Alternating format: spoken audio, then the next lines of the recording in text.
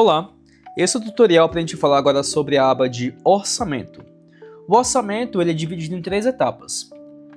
Primeiro, nós temos a visão mensal, onde a gente consegue visualizar um comparativo mês a mês entre o que a gente orçou, a nossa previsão, e o nosso realizado, as nossas transações cadastradas aqui ou aqui.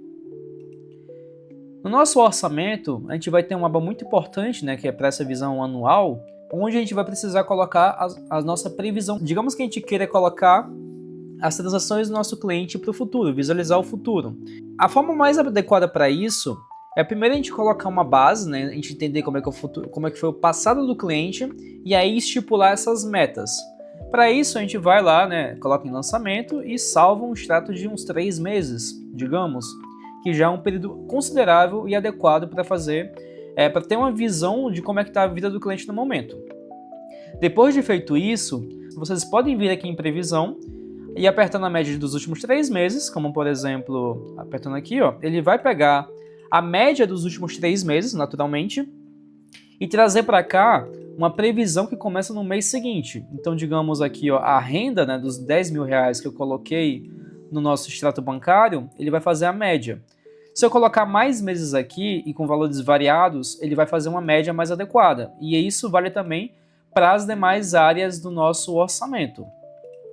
Com um diferencial que aqui vocês não precisam levar em conta os parcelamentos, porque como eu mencionei para vocês, parcelamentos fica nessa área separada aqui. Todo o cálculo do parcelamento é feito de forma automática. Vocês não precisam ficar gastando tempo olhando conta por conta de cada parcelamento. Vocês só precisam adicionar uma única vez aqui. Então, na nossa previsão, vão levar em conta um valor que de fato é o consumo do cliente, excluindo-se os parcelamentos. E aqui vocês podem, por exemplo, utilizar a média dos últimos 3 meses e fazer uma configuração manual aqui, ou até mais complexa, como por exemplo adicionar aqui uma divisão de essa aqui é casa, aluguel, condomínio, água, etc. E por aí vai. E aqui vocês vão ter algumas colunas. A primeira é de valor, então o valor, por exemplo, aluguel R$3.000, condomínio, digamos, no caso aqui é tudo casa, então deixar tudo como casa. Condomínio R$1.000, água R$200. A segunda parte é se vocês vão querer utilizar a inflação. Então, caso essa conta ela vai variar todos os meses, e vocês querem olhar também lá para frente esse valor reajustado, vocês podem adicionar aqui a inflação.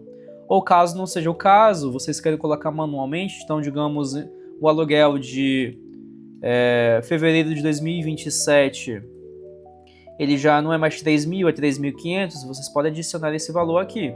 E aí colocar um número de repetições. Isso quer dizer o quê?